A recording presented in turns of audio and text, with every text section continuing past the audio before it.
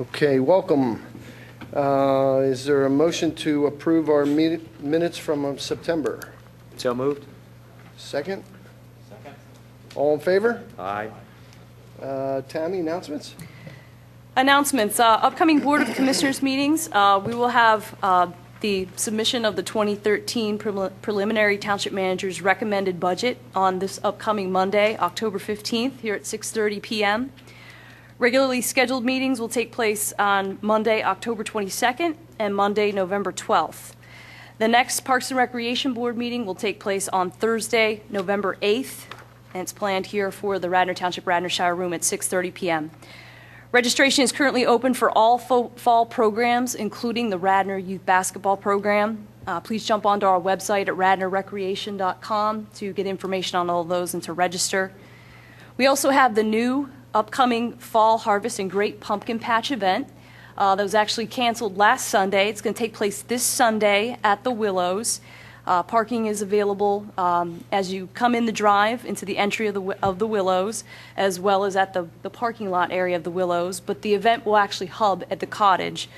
So we invite folks to come out to that. It's a free event.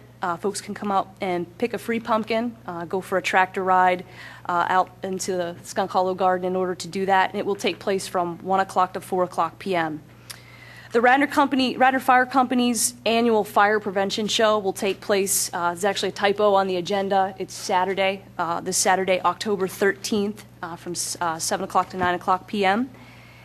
And then we have the new Radnor Township's Mystery Dinner Theater that will take place at the Willows Mansion on Saturday, October 27th. That is a registration event, so you need to pre-register for that one. It is not a free event.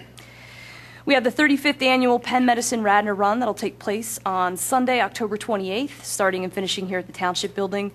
And then, of course, we have the free trick-or-treat event that will take place during normal business hours here during 9 to 4 p.m. Friday, October 26th, for the non-school age children to come in and go trick-or-treating throughout the Township Building. It's a great event. It was a huge hit, a lot of success last year. That concludes the announcements. Okay, great. Anybody have any questions about Tammy's announcements? Okay.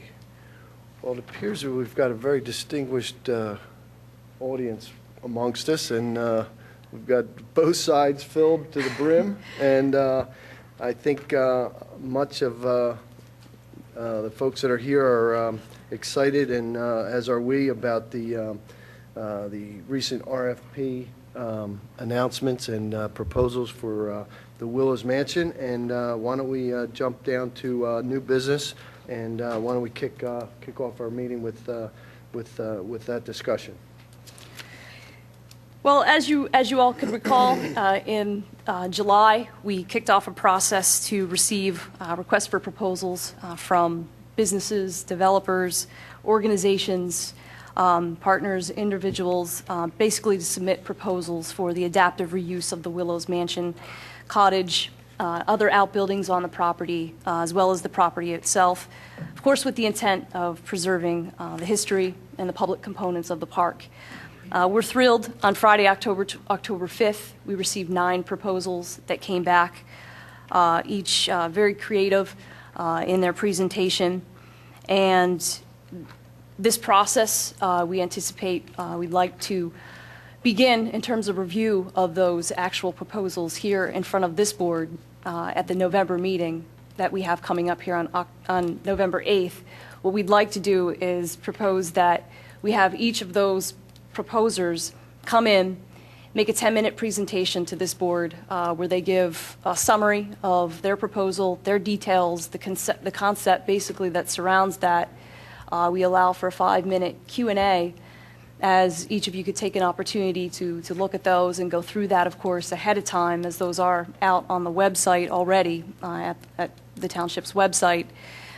And then basically go through the process of sort of dwindling those down to a few proposals that you anticipate that you might want to move on throughout the process into December, in anticipation of our December meeting, maybe having a little bit more time where we would go through those with each one of those that gets narrowed down to. So at this point, I want to invite that process to take place. I want to encourage this board to be very active proponent throughout that process in terms of what ultimately we see as a recommendation that would be sent to the commissioners, perhaps in January. Could be one proposal, could be two, and essentially then for their review and possible adaptation as we move forward and trying to create a sustainable partnership opportunity for the future of the Willows Mansion. So I ask for your input to that process, of course, and we're excited. We were thrilled with the 9 proposals that we received. As I mentioned, I think they're viable, they're creative, and I ask that you take a closer review at those to make that recommendation to the board. Does anybody have any thoughts or comments regarding the process that Tammy's proposing? A couple of questions. Tammy, have those proposals been distributed? They are actually out on the website as of today. They have not been distributed through email, due to the size and the volume that a lot of the presentations actually entail. We haven't actually emailed them out, but they are sitting out on the website for the public to review, for the boards to review, so they could start taking a look at those 9 that have been put forth. What makes you feel that a 10-minute presentation with 5 minutes follow-up is sufficient to provide insight into what a particular organization envisions for the Willows? Well, the thought process is that you take the opportunity to review those, of course, in advance, to gain an understanding of what the concept of those are that are put forth, and then allow those groups to come out and make that sort of, that proposal of what they have, at least give an overview. I realize within a 10-minute time frame might be a higher level overview, but at least allow them the opportunity to come and make those presentations, and then make a decision moving forward, in terms of, based on those conceptual ideas, where you would see it moving forward. The RFP was probably more of a request for information than it was a request for proposal, Right. due to the specificity of the information provided in it. Do you feel there's sufficient detail in the responses from those 9 participants to make that sort of evaluation? I do. I think the creativity that has been behind the proposals, some of them have come through with more detail than others, but I do feel confident that with the information that they put forth in the timeline that they were given, will give you a chance to have a good overview of what that entails. Okay, thank you. Andy? I know that some of us had a chance to look over some of these proposals earlier this evening, and they are very creative and also extremely detailed. I don't think that they're short of detail at all. And I think also the level of detail also provides sort of some insight as to some of the groups that will be submitted and sort of what they're able to provide. I do think that some form of presentation would be helpful to just put a face with the proposal itself. And I think what is important, though, is that it is established that this board's there's a specific charge to this board as to what we are to do. And that's the one thing I think we need to have clarity on, is what is our charge and what are we evaluating to make a recommendation upon. And so that the commissioners know why someone made it through and then someone didn't. Well, I guess to your point, I guess my understanding of the process was that the RFP were going to be presented, there was going to be a deadline, they were all going to be gathered. I also thought that there was going to be some type of a vetting process, that some of them were going to be weeded out, some of them were going to be moved on to the next stage. Unfortunately, I was not able to make the meeting prior to this to be able to see and hear some of the proposals and some of the RFPs that were presented, so my apologies, but I'm sure there are some that,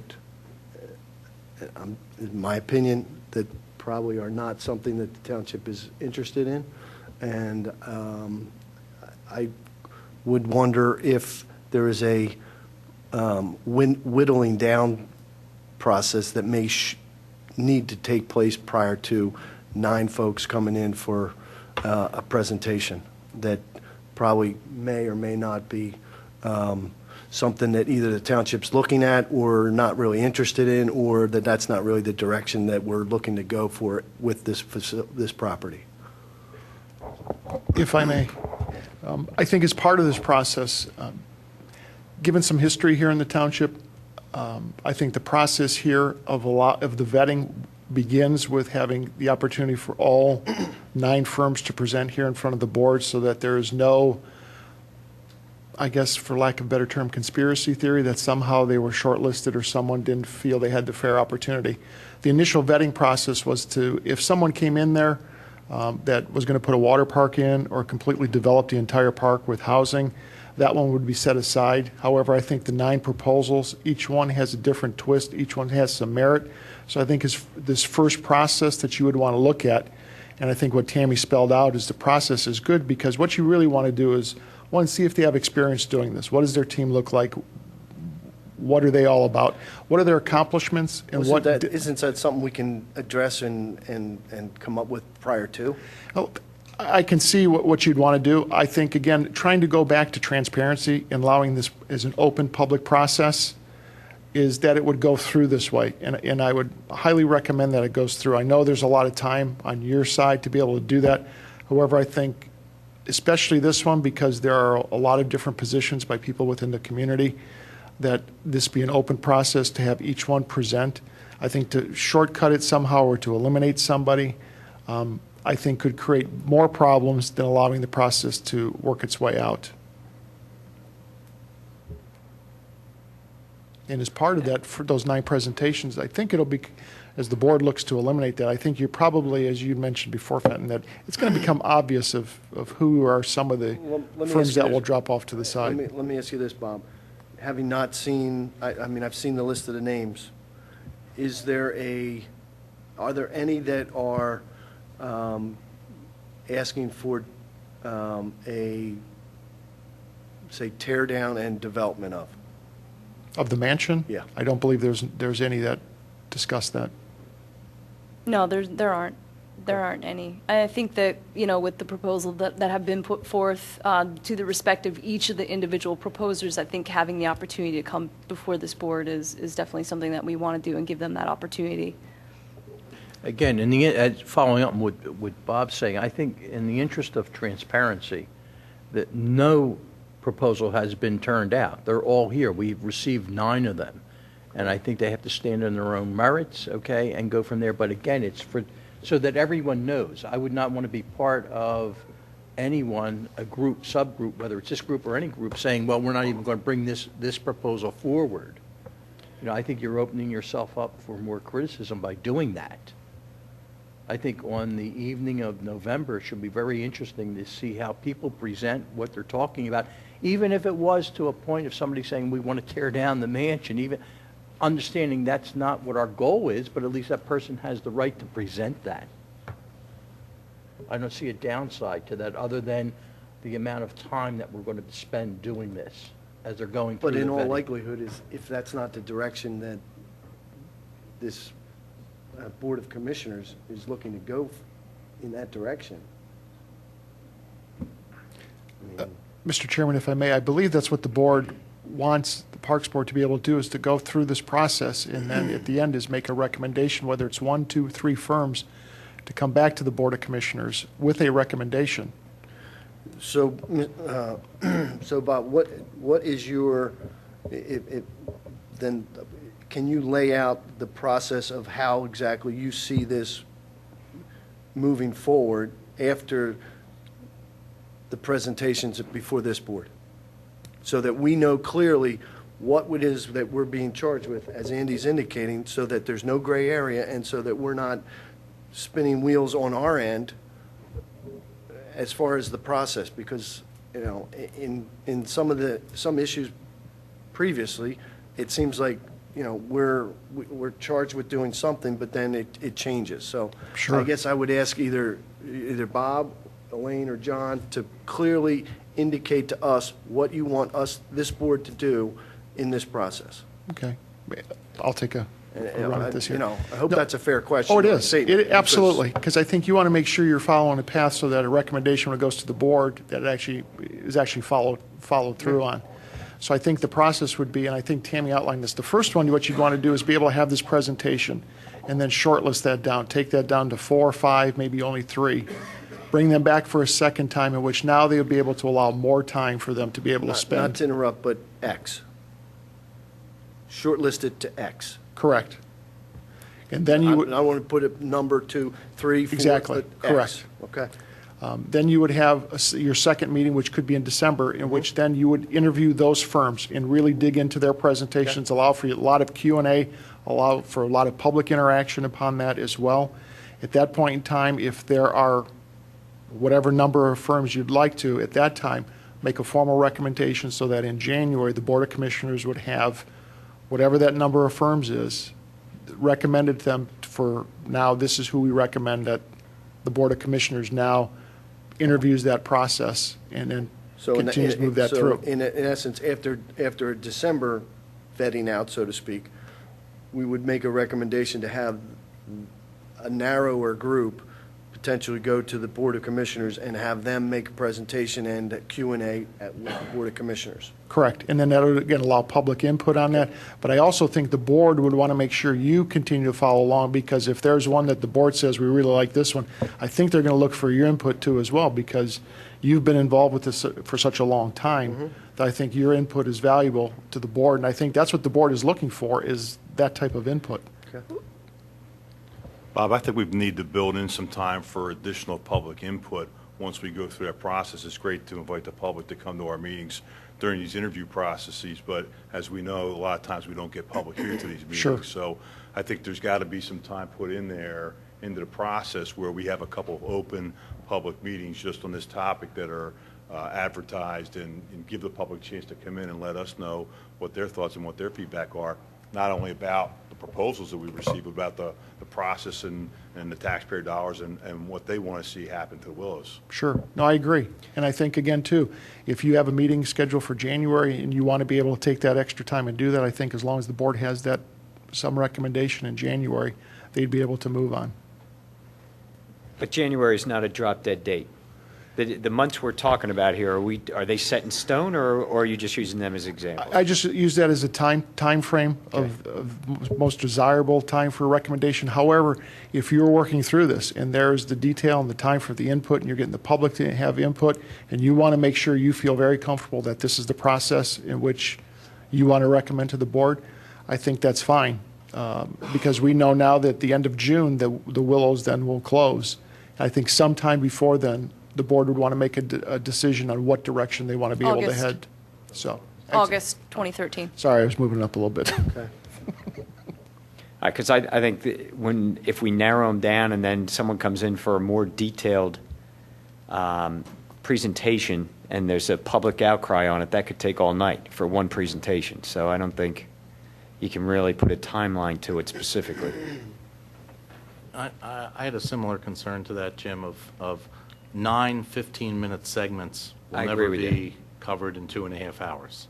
Well, I think that's even too short for an initial presentation. I mean, maybe you break it up over 2 meetings or something like that. I mean, I think if the dedication is there, I mean, if this may not be something that we do at our regular monthly meeting.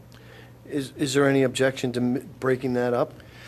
The only recommendation I would make, there could be a perceived advantage to someone who doesn't present on the first night that says, you know what, now I saw what the presentations were, now when I go again, I'm going to change maybe my direction.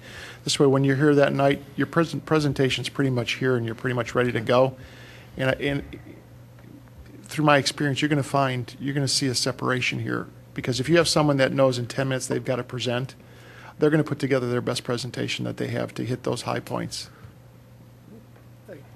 And you can always require to say you want additional time to Right. bring everybody back. I guess my question is, isn't there, or wouldn't there be a separation based on the RFPs? I mean, I think I agree. I think that's going to be to each their own. I Right, mean, I'm just saying, I mean. I think if you look at, I mean, I had a chance to skim them over, you know. I mean, we gave an extended period of time for the RFP process, upwards of 60 days, am I right? Roughly, maybe more? And we did that intentionally for the purpose that it wasn't over the summer months, that it would give folks more of an opportunity to present and come up with a plan. I guess I'm struggling with 9 presentations based on, what the general consensus of, and again, I haven't seen, so I'm at a little bit of a disadvantage, and you all have seen that, so, again.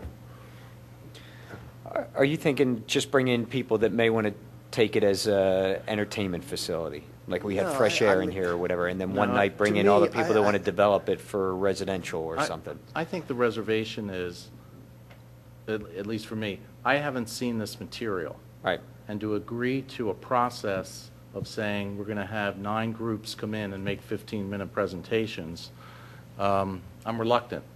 I've made a number of professional presentations, and I don't think I've ever had to make one in 10 minutes. As a matter of fact, if someone said to me, I want you to provide a presentation of your professional services in 10 minutes, I'd probably say I really can't do that effectively. All I'm going to do is hit 5 or 6 bullet points. But Especially given, but Mike, especially given the okay. magnitude of this. Let me just this- add one more point, Pat.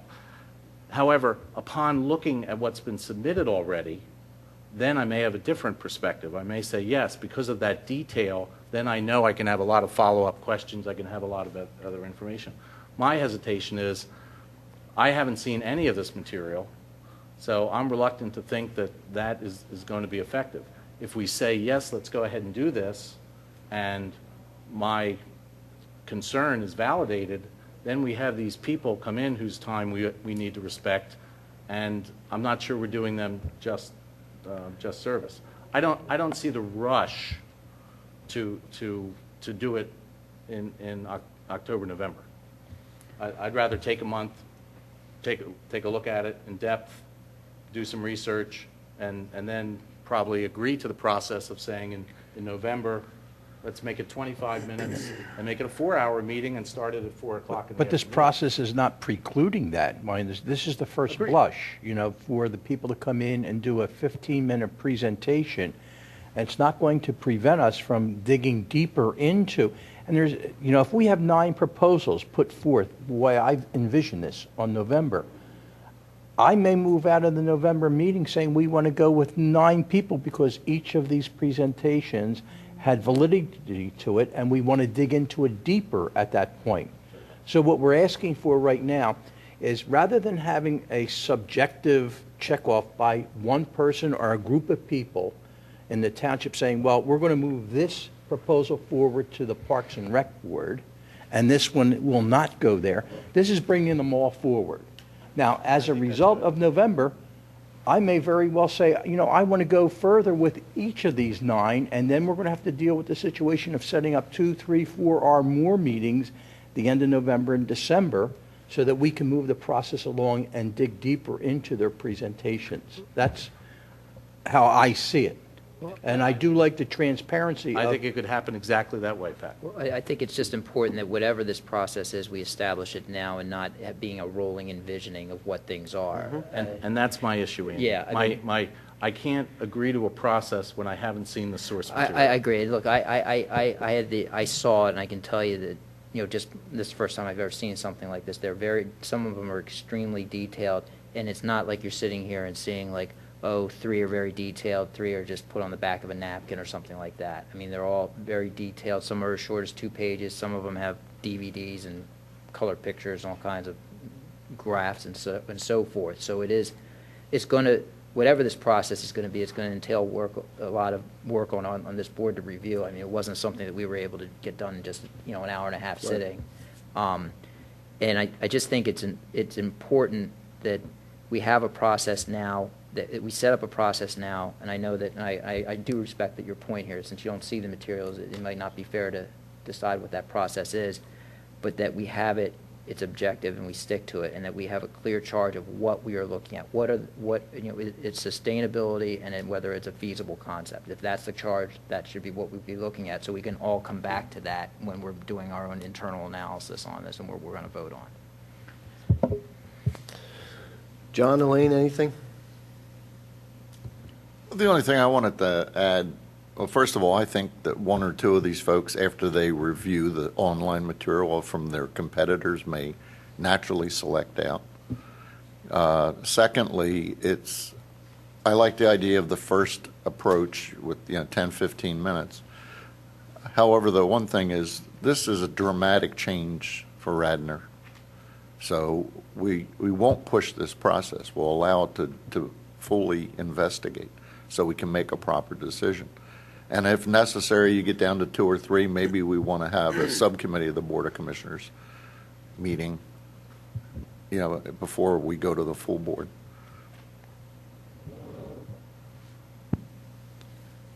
Elaine, anything? No? Okay. Okay. Any other board comment?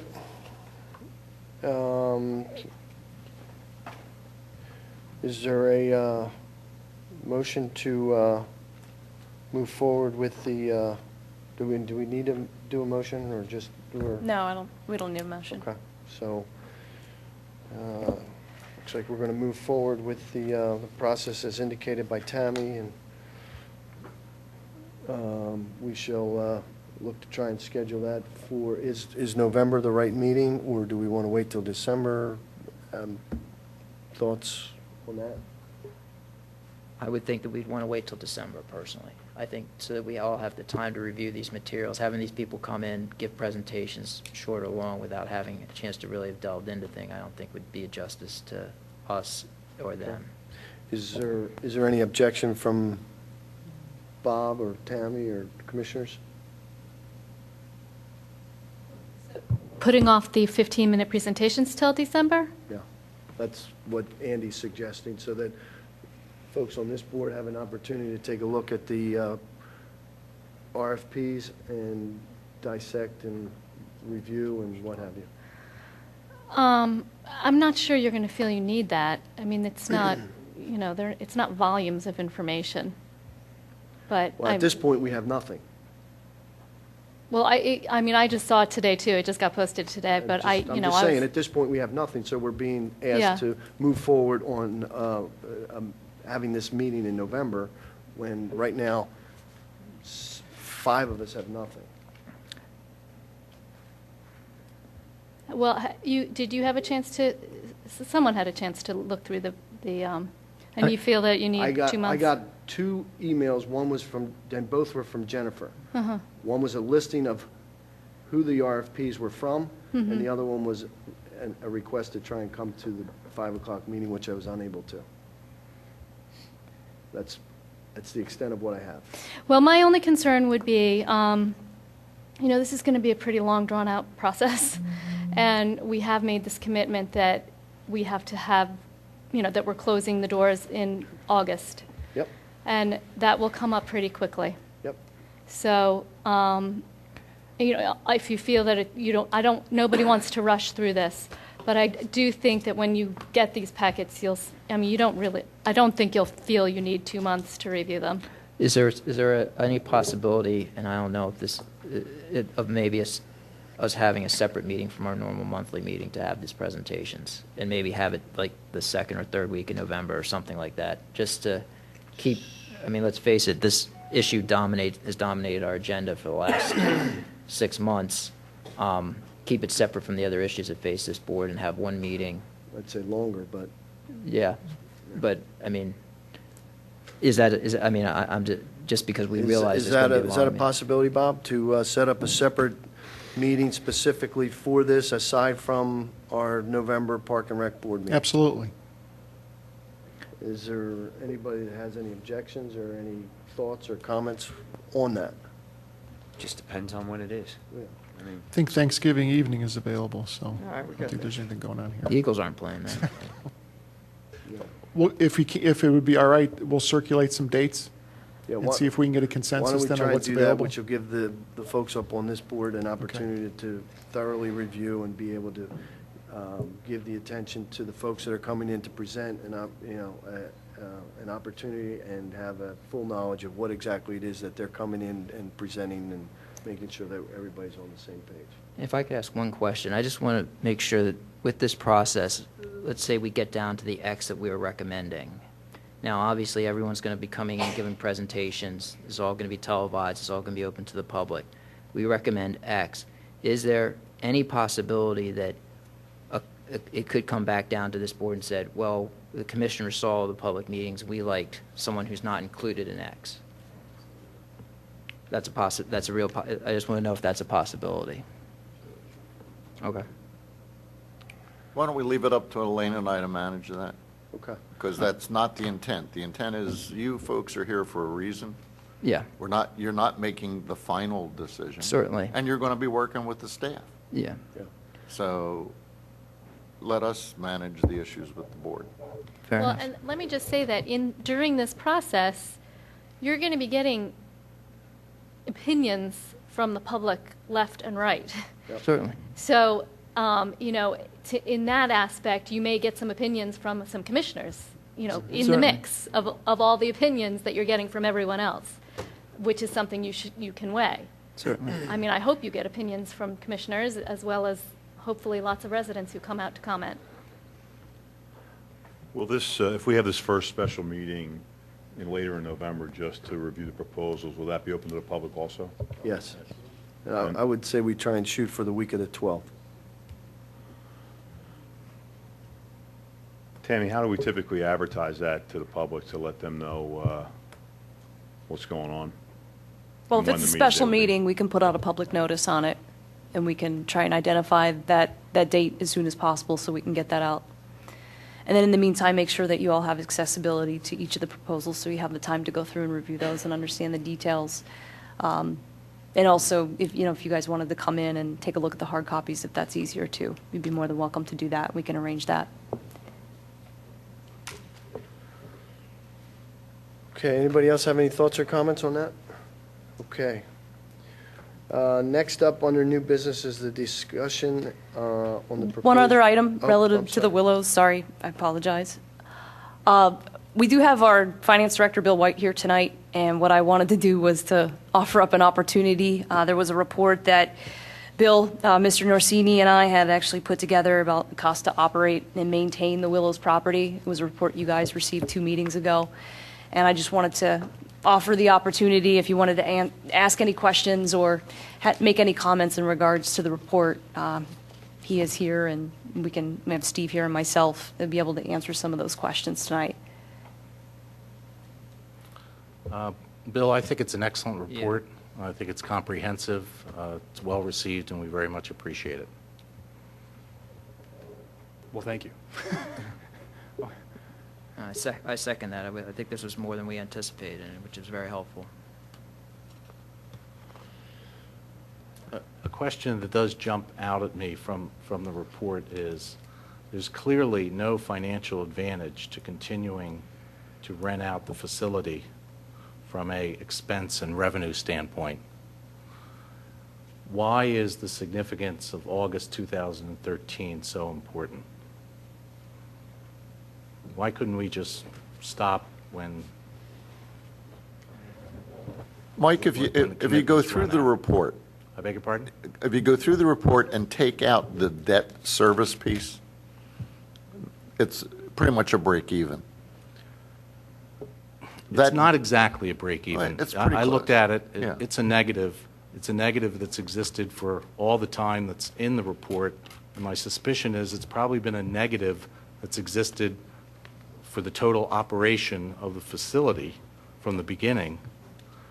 And I my totally question is, why continue? I can't agree with that remark, Mike, because, and when you were on the board, the Parks Board years ago, the Willows income was maybe almost twice what we're saying now. And it was rented typically Friday night and Saturday. So, but the more important thing is the public has been informed that it's going to be kept open. The commissioners have agreed to that, and we don't think it's costing us a lot of money. And having that open is better from a safety of the building and the structure's point of view. I have two thoughts on that. One, it's been said to be open, closed, open, closed, open, closed over the course of the last couple of years, as far as taking on obligations or reservations. And why would you discount or take away the debt service in the operation? I mean, it's still part of the operation of the facility. Well, it's over 30 years old. And so if you add up that over the last 30, I mean, we've put now over like $1.5 million, $2 million of debt towards that building already. We only spent, what, $750 on it. Okay. So it's not clear that the debt payments are still relevant. But that argument I would aside. defer to Bill. I mean, debt service is part of the cost of operating that facility. Am I? Well, it absolutely is. The one, I think, where it gets a little clouded with regard to this issue is that the way the township did the accounting back when is the amount of debt service that's allocated to this fund is based on, I'll make up numbers to try to make the example seem a little easier to understand. If the township borrowed $10 million and allocated that to 10 different projects, so each project shares a 10% load on the debt service, then they would have, and that's basically what the township did, is they issued X number of dollars in bonds and used those bond proceeds to do a multitude of different things. The amount that's being charged against the Willows Fund represents how much of that debt service was used for Willows improvements. So it could be argued if that's appropriate or if the most accurate way to do it, but given the information we have today, it's the best that we have. And with regard to the debt service amount, which runs roughly around $40,000 to $45,000 per year, at least for the last few years, the general fund has been transferring. Well, you can go back to 2009. The general fund transferred $90,000 in. 2010, it was $87,000. 2011, it was $49,000, and we're projected this year to transfer roughly the same amount. So, for the last few years, anyway, I mean, the general fund's paying that debt through those transfers anyway. So, Yeah, but couldn't those funds be used somewhere else instead of from the general fund?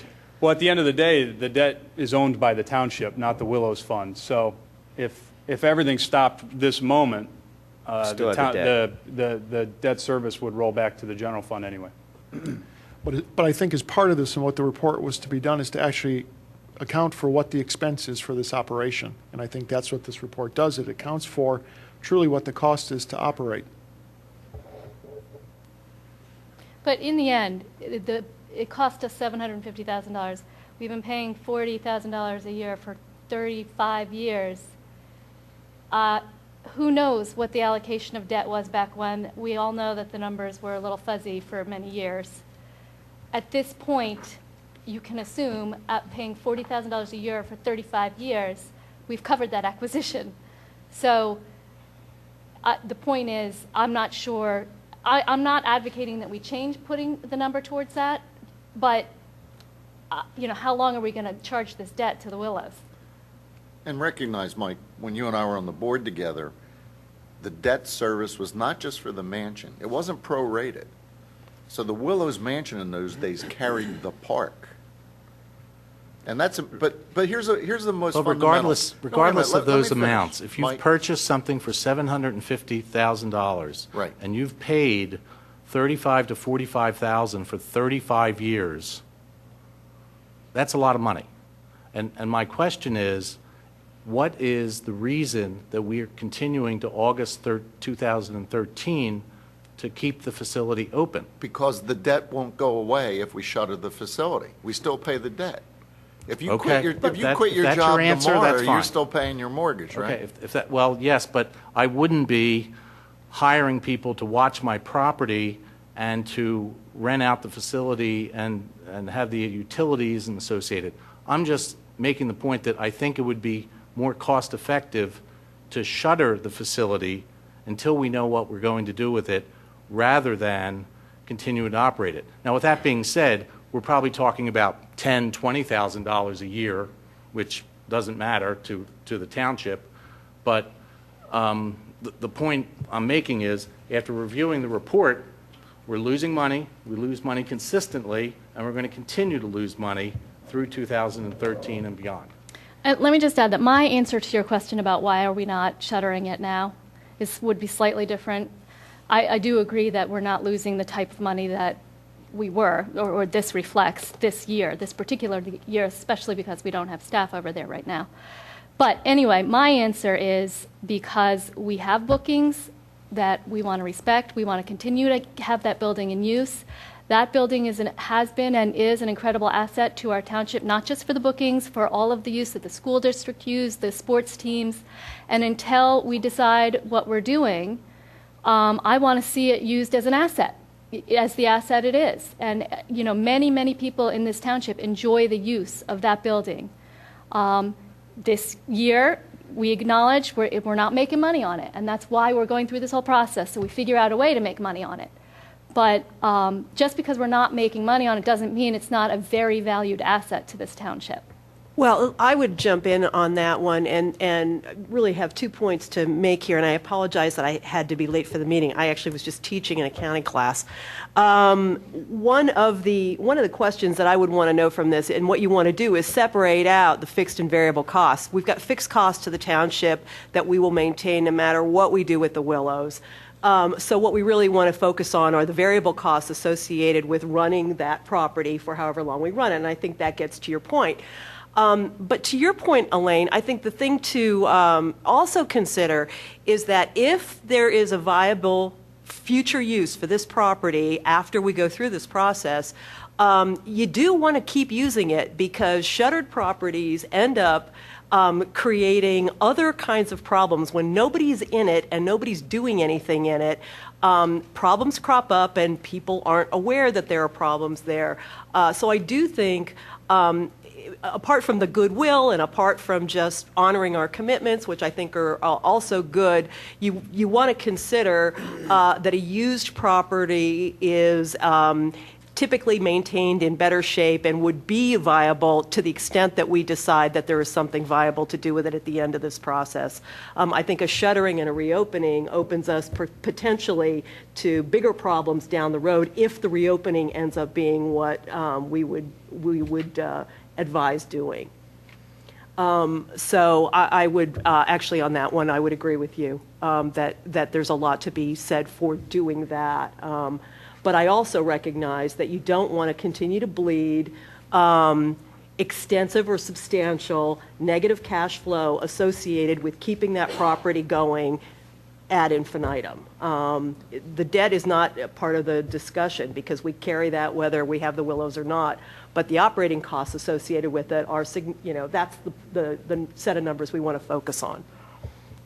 Well, one other thing, if I could, just to add, is there's also the component of what needs to happen to the facility to make it, if it's going to continue to be something that's rented out. I think the report observes that there needs to be some more, even if we get rid of the debts that's assigned to it today, which when I first got here, I worked with Allison in trying to verify that number, and we came pretty close to 40-some thousand. So I'm not sure if that's been assigned there for 30 years, but I think the debt that's being charged there now is from the more recent debt issuances.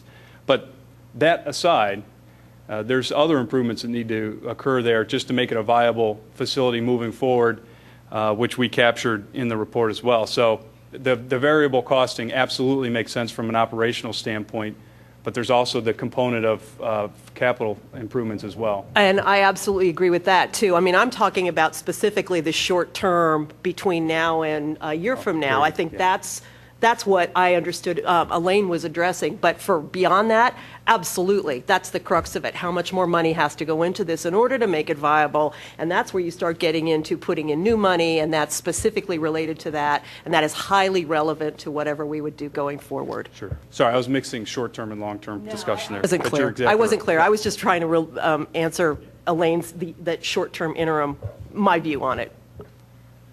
Have all Ray Daly's issues and code reports been brought up to speed? Yeah, where do we stand with the codes and that? Because I don't know that a whole lot's been done And since if his not, report 2 what do years we need to ago. put into it, money-wise, for the codes to be satisfied? We have done some of the items on that codes list, but really what's been determined is it will be the use of the facility which will drive what codes need to be addressed. So as we're currently operating, we are okay. If that use were to change, then different codes would come into play. So we have taken care of some of the items on Mr. Daly's list that I think were in more immediate need, and they have been addressed. We're doing some work to the solarium roof as we speak. But other than that, the use will drive it. So for where we stand right now, we're all right. Would that be, when you say the use right now, would that cover what we're talking about between now and 8/13? That would be unchanged, is that right? Board members, Kevin Kachansky, Director of Community Development. Ray works in my department. I don't necessarily, what Steve said isn't 100% accurate. We can continue, but there was really never a transition from the use of the structure as a residential use to its current facility. So there was never any real look at the codes and how compliant the building is. What was identified in Ray's letter were those health and safety issues that we probably really should take care of on immediate need, but really analyzing it for the transition from a residential structure to something where we're holding events really had never taken place to any degree that I'm aware of. So is it code compliant to the use that's occurring? Probably not. And we haven't not done a specific detailed analysis of all of the requirements that are there. That list that was put together was more of just a quick health and safety issue. So there's still issues out there from Ray's report, which was 2 years ago, which we really haven't ever seen, but that are still out there and outstanding. Well, yes, there's probably still some outstanding issues, but I don't believe that that's a full comprehensive analysis of the code issues that if you were to convert a residential structure to the use today, that would be, and it never really took place when that use transitioned. But if we were to go out and look at it from a code standpoint today, it would not pass. Is that what you're saying, for That's what what- the use is now? Correct. How many events do we currently have scheduled there from now till ballpark till 2013? Well, we have a craft show coming up that'll be in November that'll go over the course of like 14 days. So if I had to estimate between now and August, maybe 25 days of events. But also just the point I want to make is that to address Mike's point, as you know, in the last year, our department has come to depend on the facility significantly in order to be able to deliver its programming, particularly in light of, deferring a lot of the programming from the school district where, we sustained some costs there that we didn't have before. So, in using the facility, we've come to depend on it significantly. We've debuted a lot of really great events in the last year. I know that moving forward, we want a sustainable, viable option for the Willows in terms of how we go with that, but just to address your point, Mike, it has become a very dependable facility for us in the delivery of our events and our programming. Is that to say in the mission going forward that we're evaluating from the 9 proposals that one of the considerations is the utilization of the Township Park and Rec Department of the facility? I think it's important personally, yes. Okay. Okay, but we're using a building that's not up to code.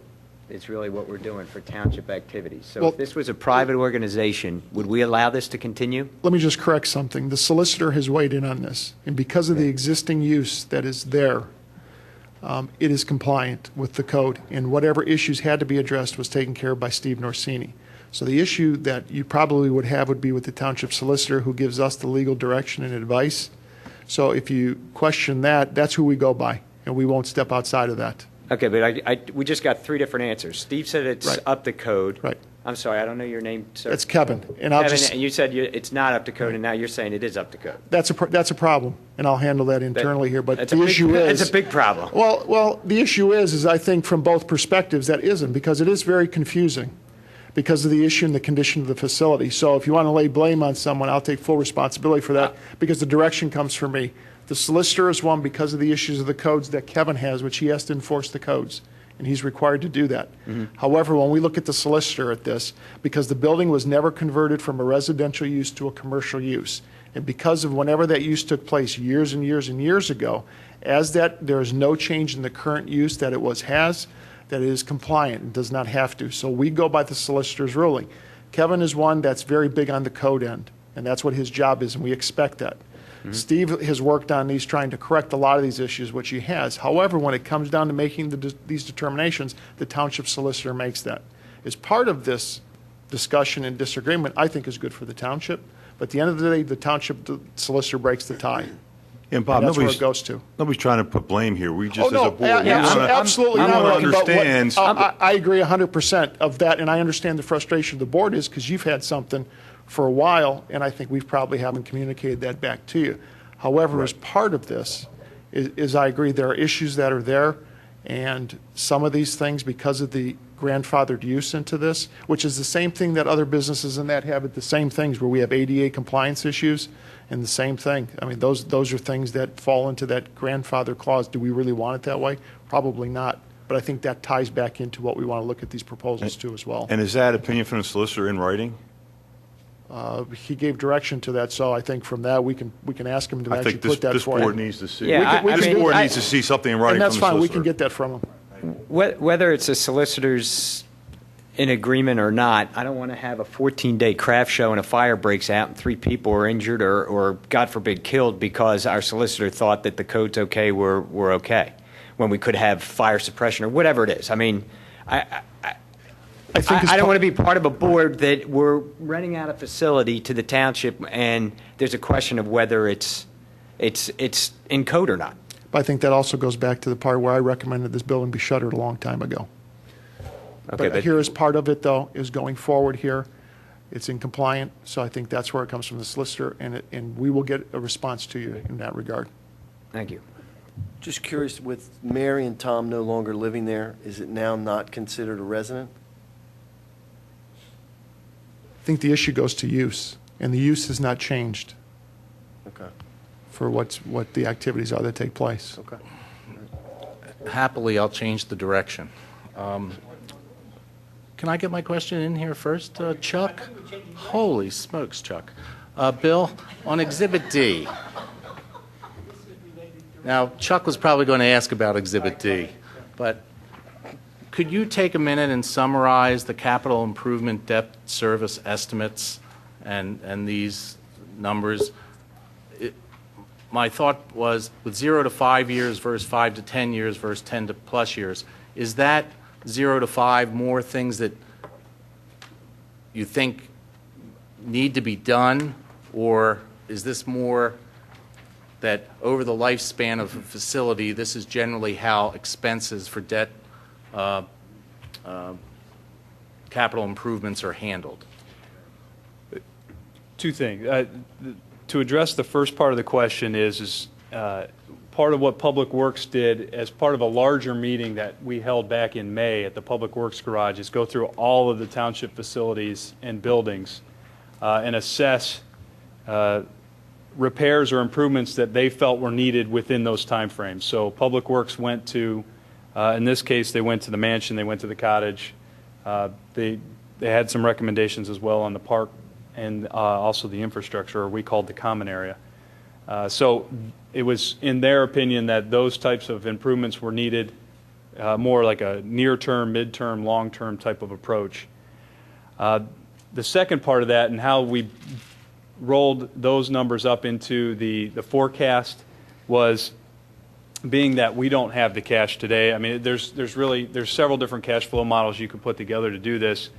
Being that we have no cash up front, the only real viable option if we were to move forward with these types of improvements would be to finance it and then spread those payments out over some period of time. So that's the approach we took in doing this. But again, the assumption was, and it's in the report, the assumption was is that if the township continued to operate this facility as it had in the past. So if that's not a correct assumption, or if there's a change in gears there, then the discussion's very, very different.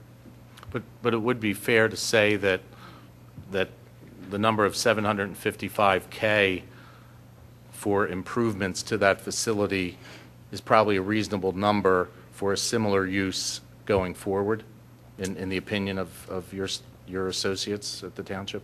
Yeah, and the conversations we had and the work that Public Works did when they going through the building and seeing the condition that it's in and making the improvements to the facility, yes, somewhere in that ballpark. It could be higher. Okay, thank you. The reason I think that's significant is that as we're vetting organizations to partner with, the financial commitment of that being borne in part by the township, in part by the provider, I assume is going to be a very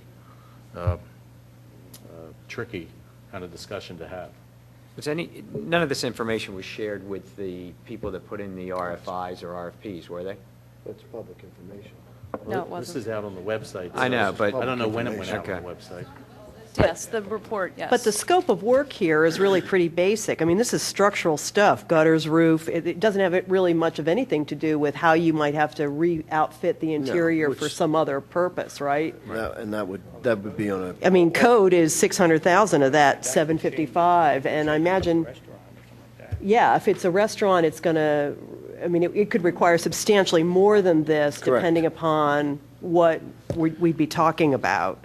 This is kind of the bare minimum, I would think. But what you're Right. surfacing, and what I'm hearing now for the past 20 minutes, are all issues that we have discussed over the past 6, 7, 8, 9 months about the Willows and how we were going to address it. That's how I'm going to look at these 9 proposals. Those proposals that best address all these issues that I'm hearing here, Mike, what you're talking about, it's just not maintaining an asset in the township, but also helping us to bring that asset up to what we would like to see next year, 5 years, 10 years down the road. I don't see any agent coming in there willing to get a proposal through that they're going to invest $700,000 in an asset that belongs to the township. But I'm hoping that what we can get is find a person who wants to put forth a proposal that's going to make a long-term commitment so that in 10 or 15 years, we have this mansion brought back to the standards that we expect. So that's how I'm going to look at the 9 proposals. And that's one of the criteria that I'm going to judge it by. All those things I've been hearing this evening for the past 25 minutes. okay. Any other thoughts, Chuck? I do. I want to look at Exhibit D, actually. And it specifically relates to the code upgrades at 600,000. Now, those code upgrades are based on what code? Are they? I can take that. Take in consideration what my original answer was to you and followed by that by the manager. The code upgrades were, although not necessarily required based on the solicitor's opinion, if we were to go into the Willows and install fire suppression systems, do work to the electrical system, make the restrooms ADA compliant, and all those things, that's where that number came from. Not that we were required to do them, but if we were to move forward with a project of that type, that's where that number came from. That was a budgetary estimate. That was not a fine-honed number, but based on those items. Okay. And the ADA compliant bathrooms is, I know you've all been in the Willows, so that gets to be, what gets moved out, it gets a little ticklish in that sense. But that there was money to cover most of those items. Right. It's really not a money issue at this point. I was curious because of the different type of codes that we're talking about. Because would that bring it up to the code that Kevin looked at? We didn't look at any specific code because there's not a clear determination as to when it transferred and what codes were applicable at the time.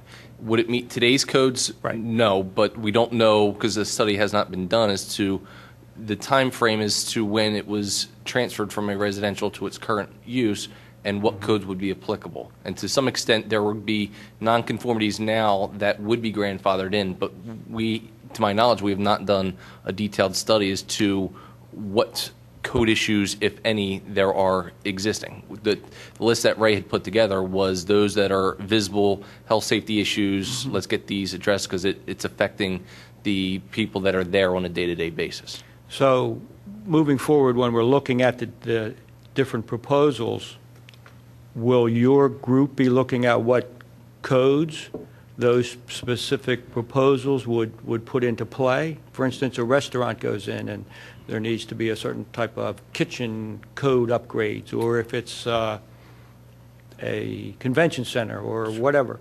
So at what point will that type of code driven analysis to see what kind of money that would cost, will that help us to make a decision when we're going to come up with it?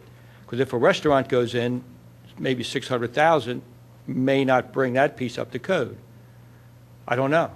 Are we getting too involved in looking at that's these a good point. at this If we point are, right now? If we are, I think what we're being charged with is to come up with proposals and then move them on to the next level.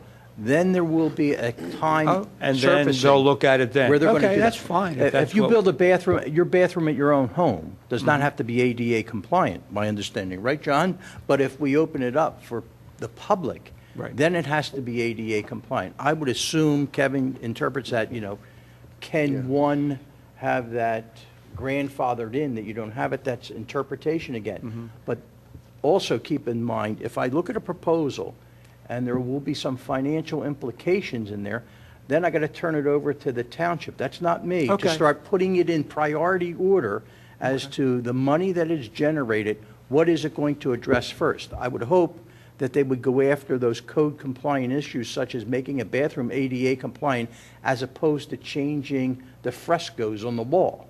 That's not for me to determine. That's for them to determine. I think this just goes back to the basic point of our charge is to determine what is feasible and sustainable. Right. And that's what should be in our mind when we're going through these, just those two simple things, feasible and sustainable in the best interest. But what does that mean, feasible and sustainable? I think that's different for each person. I think it's just, I don't think we should be getting too far into the weeds. By sustainable, you mean a long-term successful use? Yes. And by feasible, you mean possible with the parties involved in a reasonable period of time, 2, 3, 4 years? Precisely, yeah. I mean, I'm not trying, I don't think we should be putting too much scientific definition on this, but those should be our basic goals here. That's what I think. The issue of code compliance came up several times during the RFP process, and we told everybody that we don't get involved in deciding if their project is code compliant or not. They submit a set of plans to us with the improvements, and based off the improvements, then we determined what the specific use is and what code requirements are applicable to that use. If the use were to stay exactly the same and change from a municipal operation to a commercial operation, is going to necessitate a change in the codes because it's changing the use. Regardless if it's the same type of use, it's a different operation. It's from a municipal end to a commercial operation, brings in a whole different set of code requirements. So it really depends on the specific. You can have a restaurant that seats 50 people with a different set of code requirements than a restaurant that seats 500 people. Okay. So it's really up to the individual proposer to determine what improvements they need to make for their specific use. And a lot of that might be addressed just in their rehabilitation of the property. My concern is it becomes a circuitous process. The fact of the matter is the Willows has been used as a commercial enterprise for years. The fact that someone can have a wedding, spend X number of thousands of dollars, bring dozens and hundreds of people in there, that's a commercial enterprise. That's not a municipal enterprise. And the code should reflect that. Now, if we're inviting people to come in and give us a business proposal for something, and they make that proposal, and then we turn around and say, oh, we need to bring in the municipality to look at the code requirements, then that's going to take an extended period of process. We're going to bleed the people that are trying to come into a public partnership process by doing it that way. what we're not doing here is the township is going to have to cede an element of control to the entity that's going to be the successful motivator for this entity to go forward. And it can't be done in a way of, we're going to interview, get their proposal, and then the proposal is going to go over to the code group, and they're going to come back and say, it's going to cost $1.6 million to bring it up to snuff. They're going to say, thanks, we're going on to the next opportunity. So I find that definition to be very onerous to any sort of developer. But why don't we do this? It's kind of out in the open. In November or December, we'll bring these people in. They'll question us. We'll ask questions about them. Then concurrent with that, we'll have the opportunity to have the township people describe how that process will work with a particular specific use, and then get back with a response of what would be necessary to bring it up to code compliance for whatever it is before a final decision is made. My concern is that process of waiting for the township to come back with what is necessary to bring a certain spec up to compliance for a facility to move forward and change will be a lot more than January of 2013. Maybe if I could just add a little bit of clarity to that. There were 2 pre-bid meetings in which a lot of this was discussed, so I think everybody has their eyes wide open coming into this of what the expectations are. So I don't think there's in any... the interest of transparency, then why not share with us what that process is that they would work through that was discussed at those meetings, the pre-bid meetings? So we want Could to go you back and go through what No, was could you discussed at those summarize pre-bid how the meetings? code compliance process is dealt with that was discussed in the pre-bid meetings? What we discussed with all the proposers, that it was up to the individual proposers to determine what they needed to do to make their facility compliant. And that involves them working with their design professional to determine how they need to change each and every room to fit their specific need. Then they would then determine what the requirements are from, let's say they hire an architect to come in and says, we need to make this room bigger, we need to make the kitchen smaller because you don't need that large. Instead of 3 bathrooms, you need 6. Those are all things that are specific to the type of use and the size of use that's proposed.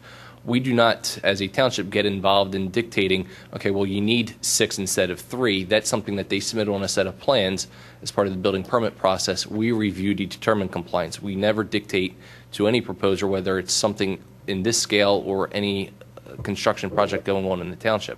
That's something that they tell us. They submit a set of plans. We review to determine compliance. We do not dictate compliance. Thank you. So I guess if I'm understanding you then, that the 755,000 here on this list of improvements for 0 to 5 for the mansion, inclusive of that 600, that would be a bare minimum? Is that an appropriate way to think of that? I wouldn't say it's a bare minimum. It was certain items that were brought up by this board and others regarding fire suppression, roofing, which becomes a code issue if it leaks, and other items. So it wasn't based on, as Mr. Kachansky said, it wasn't based on a specific use.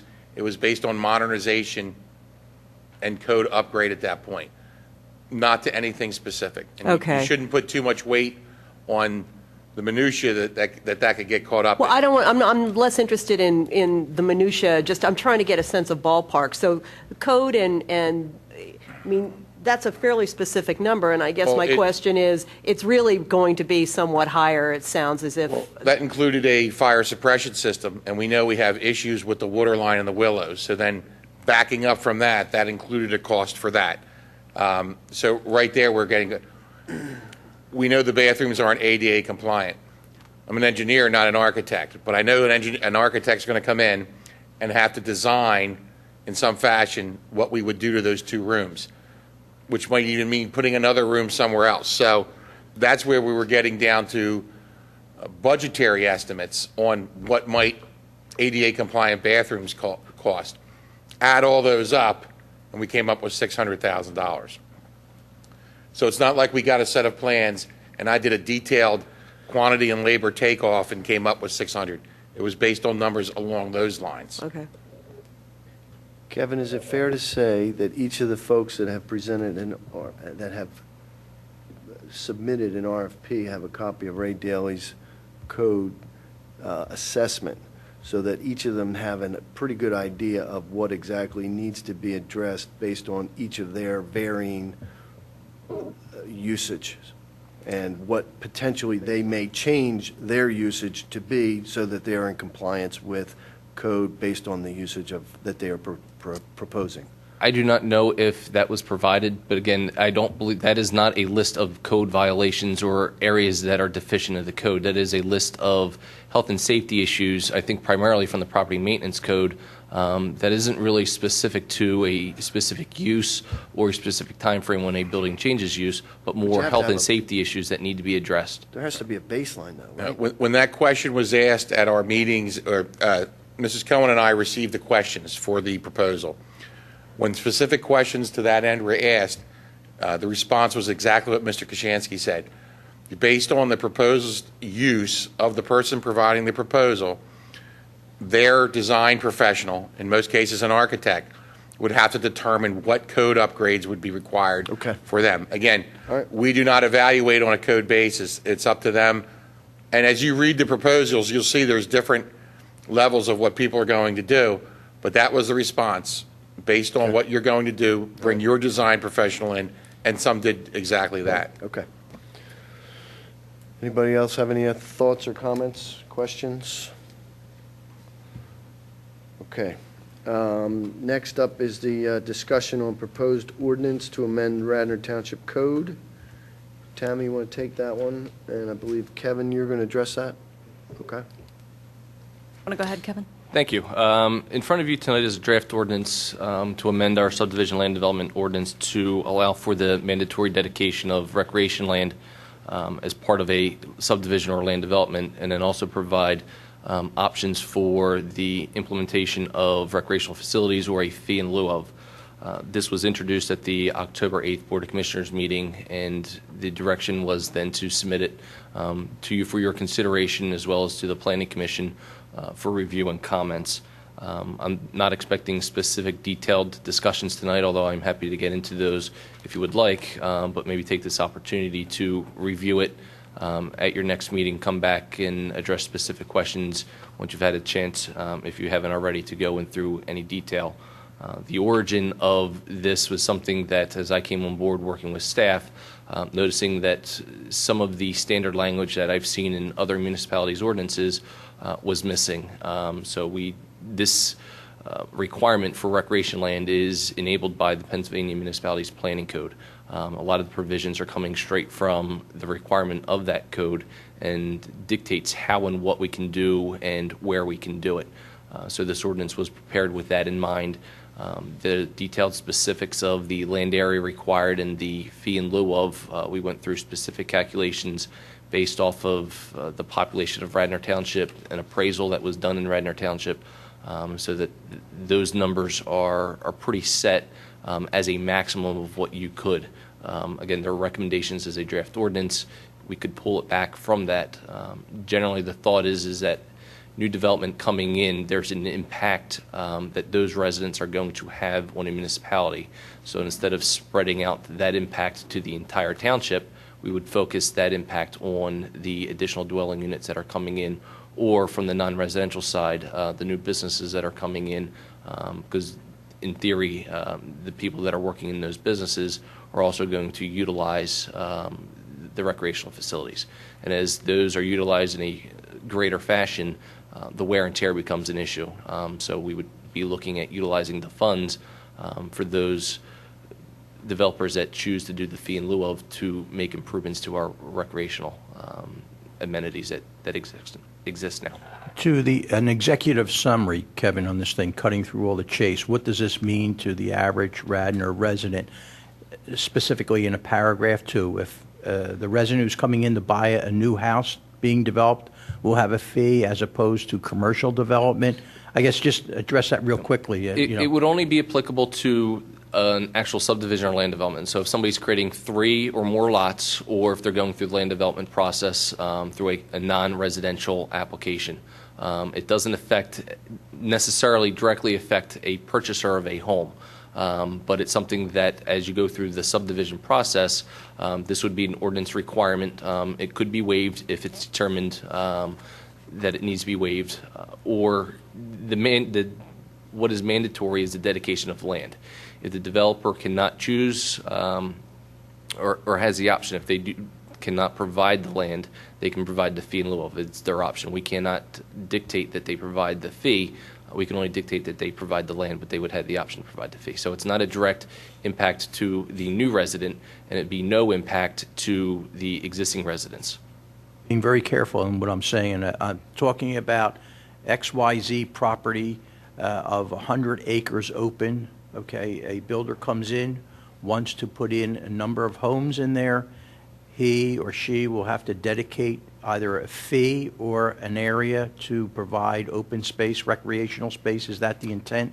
Yes, it's the specifics. It would be 1,600 square feet of recreational land per dwelling unit, or that equates to $3,300 per dwelling unit for each house that would be in that subdivision if we're looking at a residential standpoint.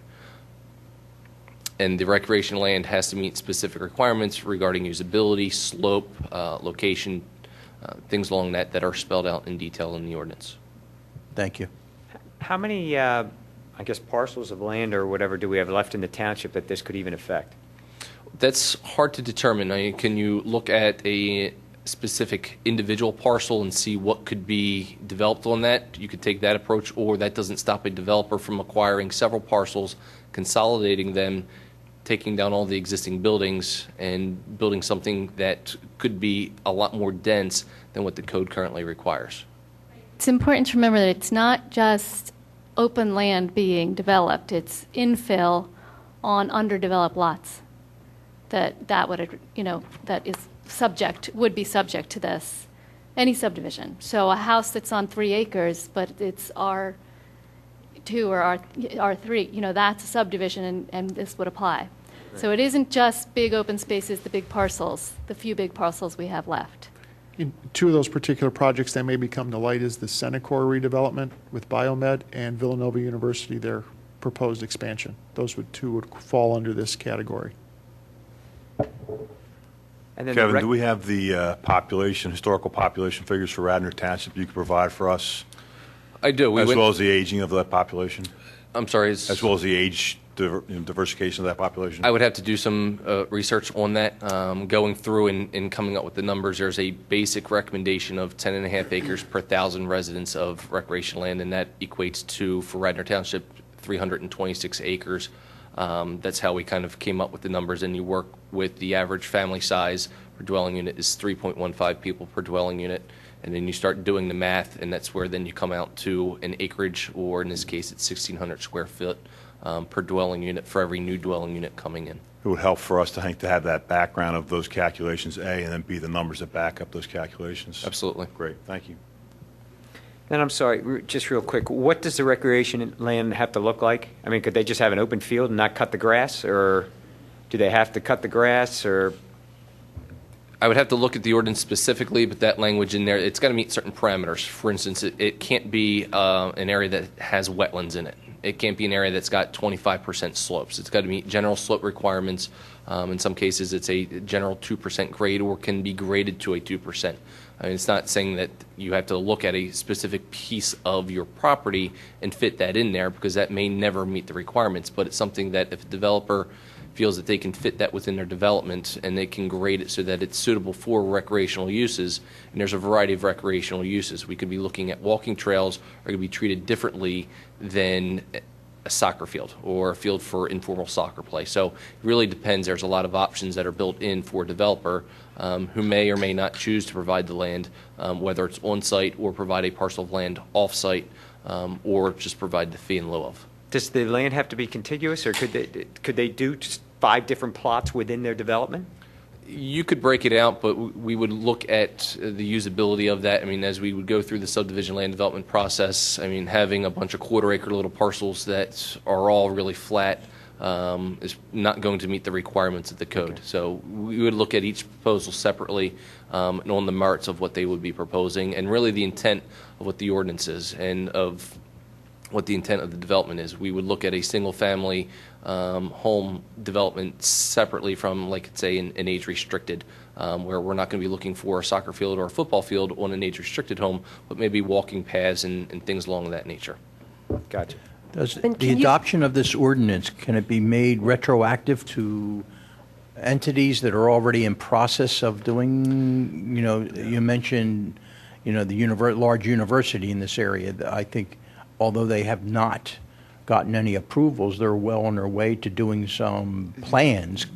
But if you adopt this ordinance, can that be made retroactive The to? timeline starts, this ordinance would not be applicable. Let's say if this ordinance was adopted next month, it would only apply to those submissions that are submitted officially, not as a sketch plan, but as an official preliminary land development plan. So that's when that would take place. So we currently have land developments that have submissions but do not have approvals. This would not apply to.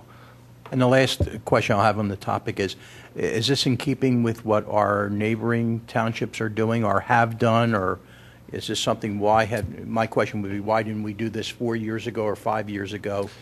Has Lower Merion and Haverford and TE That's already? a great question. That question came up at the Commissioners' meeting, and unfortunately I haven't had the opportunity to study the adjoining municipalities. I can say that throughout the area, whether it's Chester, Delaware, Bucks, or Montgomery, a lot of municipalities have these types of regulations. Why it was not done, we're finding a lot of holes, as Steve and I have gone through the ordinances, of things that need to be corrected. We would have brought this to you sooner had we not wanted to deal with more important ordinances, in our opinion, that needed to fix specific loopholes in the codes. And in deference to John L. Lane, it's not that I watched the commissioner's video presentation and had that loaded question for you. I do watch them all the time, but not that one. But thank you for your answer. I think as part of that, there was a ruling from the previous solicitor that this was not, you could not do this. And it has been part of the municipal planning code to be able to do this in Pennsylvania. Kevin, If I might, specifically, guys, when I was on Parks Board and we did Ditmar, that development, I asked that question, because Brook Farm was being developed at the same time, and I was told by the then solicitor that we couldn't do it.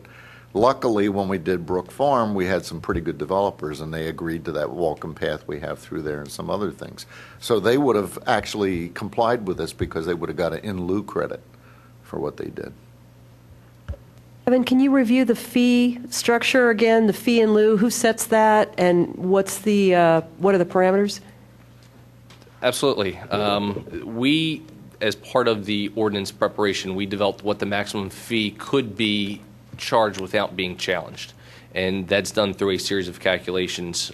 First, we look at the general recommendation coming from the National Park standards, which is 10.5 acres of recreation land per 1,000 residents. We have 31,049 residents per the last census. So when you take that equation and you try to solve for what X is, it ends up coming out to 326 acres of recreation land to serve our present residents. We're in the process of going through an assessment of all township land, and we hope to be able to answer how much recreation land we have. Not all of our open space would count towards that. There's a lot of open space that is wooded, is steep slopes, is wetlands, would not count towards that. So once we get that report done, we're going to be able to determine how deficient we are or are not with that. But that doesn't address the new population coming in, which is what this code is intended to do. All that would do is let you know if we're required to have 326 as a recommendation. If we have 400, then we know we're good. If we have 300, then we know we're slightly under. If we have 100 acres, then we know we're severely under. We would want to start looking at tailoring where that fee in lieu of and developing regional parks to address that. But that's something that's primarily addressed in the Park and Rec plan, or should be in any future amendments. So when you look at, you have a basic requirement of 326 acres. Then we look at the population density in the average home, and for Radnor Township, it's 3.5 units, 3.5 people per dwelling unit. And then you look at the number of residential residents that we have, it equates to just under 10,000 dwelling units within the township. So then you take the 326 acres, divide that by the 10,000, equals the 1,600 square feet of recreation land that would be required per new dwelling unit coming in to meet that ratio of 10.5 acres per 1,000 for the 326 acres. That's just for the land area. When then we take a look at how we assign a value to that, you have to look at an appraisal of a property. There was one done that was relatively recent, and it appraised for $100,000 per acre of land. So then you again solve for X. If you need 1,600 square feet, which is 0.03 acres, you solve for X, it comes out to $3,307 per dwelling unit.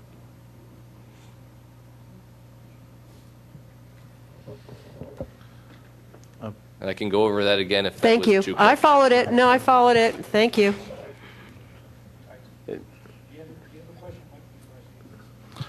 I yield to Mr. Madden.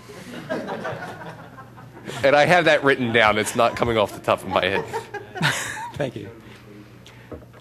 I just have a question about when the land's dedicated as park land. Who is it dedicated to, and what does that exactly mean? Whose responsibility is it? In other words, what we're saying is we need more parkland. So the developer comes in and he dedicates this parkland. Where is it dedicated? Is it registered with the county that it's ongoing as parkland? Does it become our property?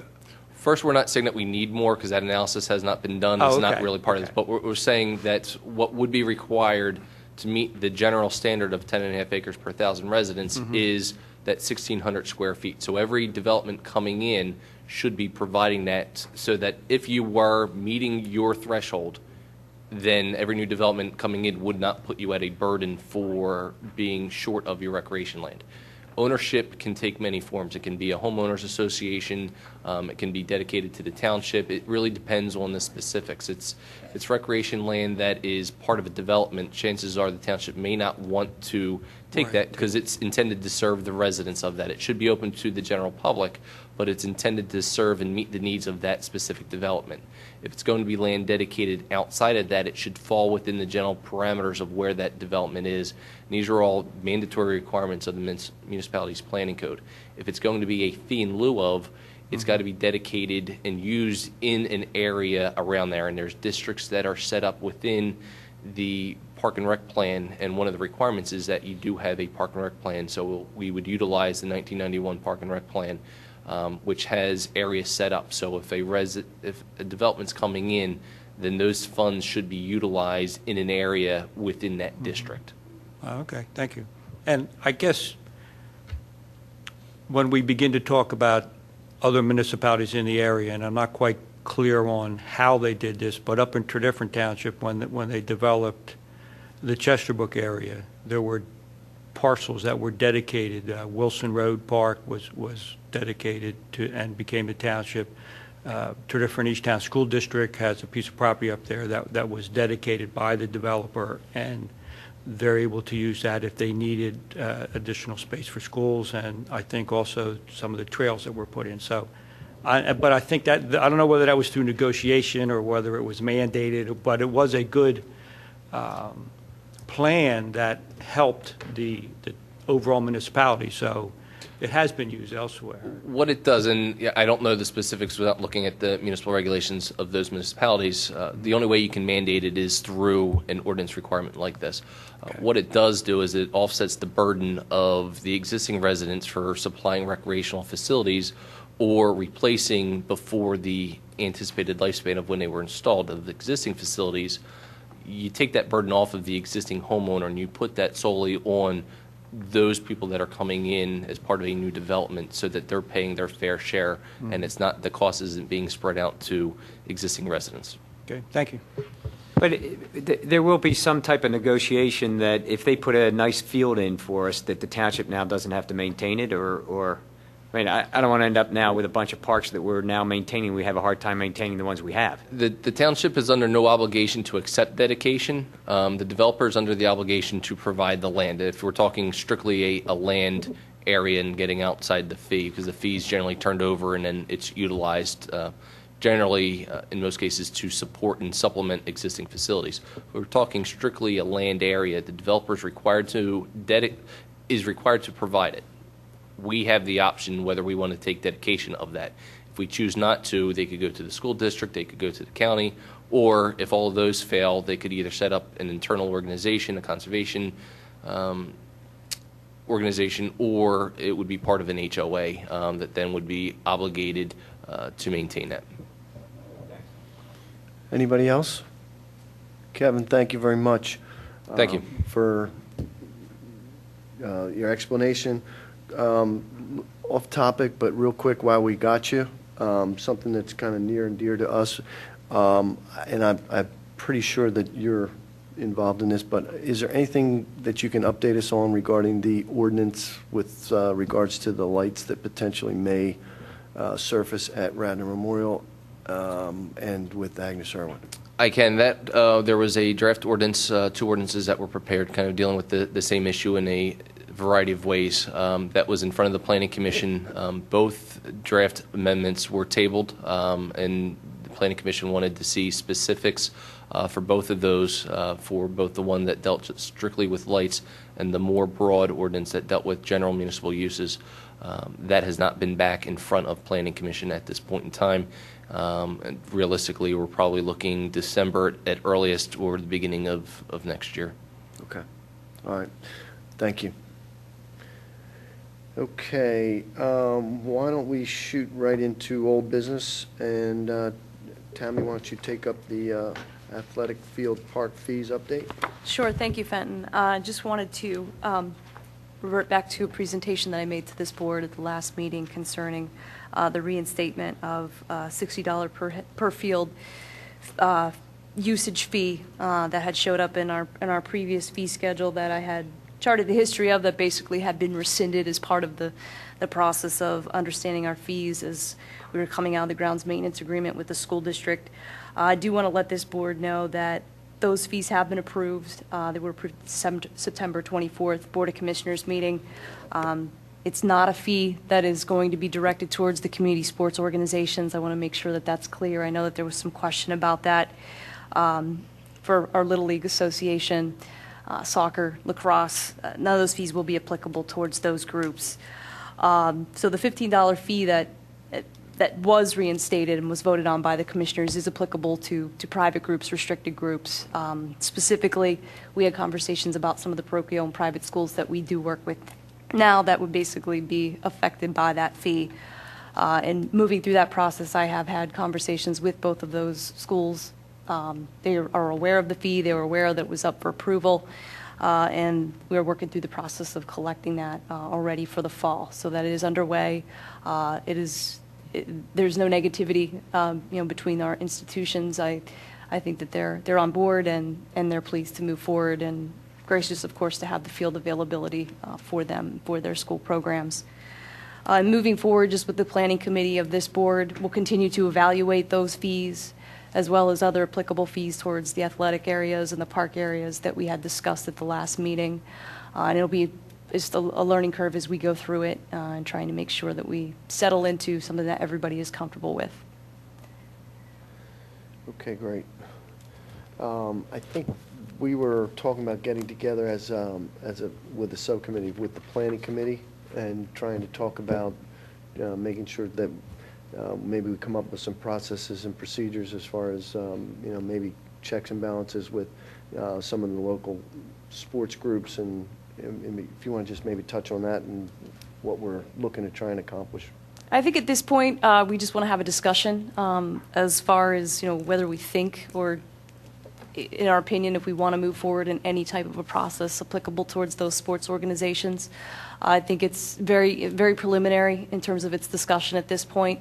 I'm going to rely, of course, on that subcommittee in terms of discussion and dialogue as we go forward on that. There's no expectation that we'll be making a knee-jerk decision or a recommendation immediately. I think it's going to be a process of evaluation and dialogue as we go through that. And as I mentioned, towards other fees relevant to our park areas as well.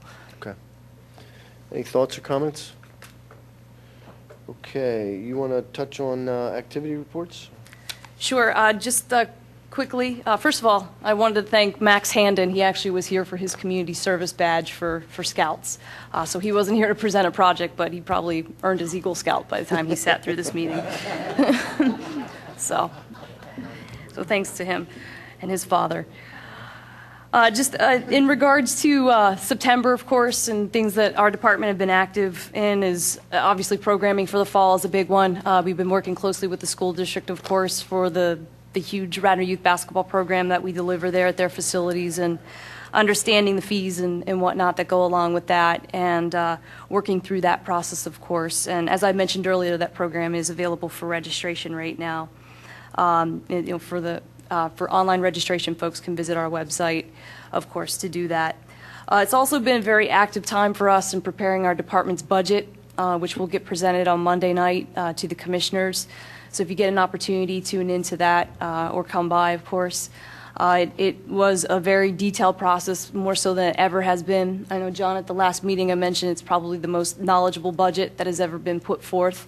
And speaking from my department's end, there's been just a great amount of input that has came from my staff. Our new program coordinator has been very instrumental in helping us to design accountable expenses that we know towards programming, and also just designing a roadmap for us to follow as we move forward, and the budget will be very reflective of that, as well as the identification of realistic revenue projections.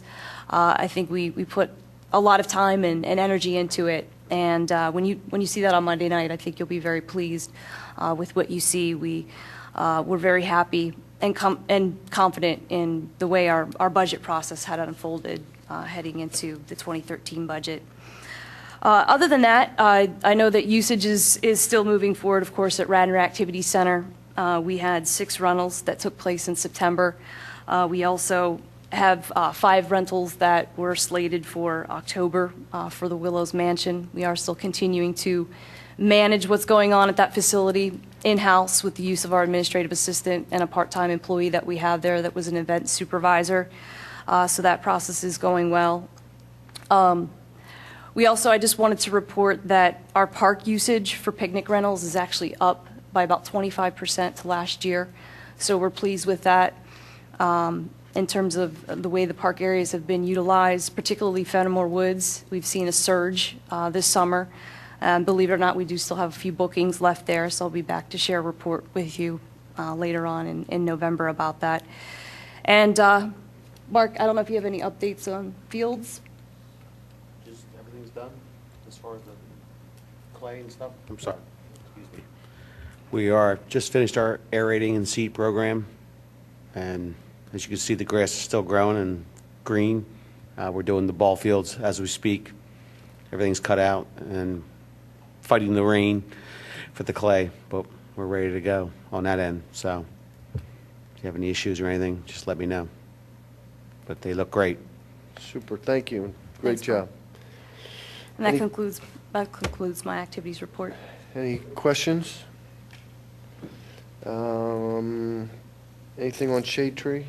Just a quick Yeah, my apologies, but I was traveling on business the last meeting and could not make the meeting, and it resulted in a lack of a quorum. So I don't have minutes to share with you on that, but of import to, I guess, the Parks and Rec, some landscape plans are coming up from both Eastern College and Cabrini, and I'll report back to the Parks and Rec next. If you don't mind, I could segue in. I did make copies of the minutes from the most recent Greenways and Open Space Subcommittee. So it's moving along right now. They're trying to get the RFP out to work with Kevin and have a consultant on board shortly to develop that Greenways and Open Space plan that they're working with. So that's for your review. If you have any questions, just send me an email and I'll be happy to answer those or try to answer them or get the answers for you. That's Super. it. Thank you, Pat. Thank you. I wanted to add one thing while you're talking about shade trees, the fact the commissioners approved the hiring of an arborist to work with the Shade Tree Commission, which is going to be a really big asset. Super, that's great. School Board, Susan, Chuck? Really two big things. The superintendent, Linda Groveman, has submitted her retirement notice. She will be leaving on or before March 30th, 2013, and the school board has begun the process of figuring out her replacement. Also, we are in the beginning phases of negotiations with our teachers for a new contract, very early in that process as well. Okay, great. Any committee reports? EAC? EAC met last month. Conversations really surrounded waiting for some direction from Delaware Valley Regional Planning Commission to talk about ways to reduce energy and costs within the township, and the committees involved in the planned institutional ordinance surrounding how to make sure the green ideas are part of that process. Okay, super. Thank you, Chris. Commissioners, anything update reports or nothing? Any public participation? Is there a motion to adjourn?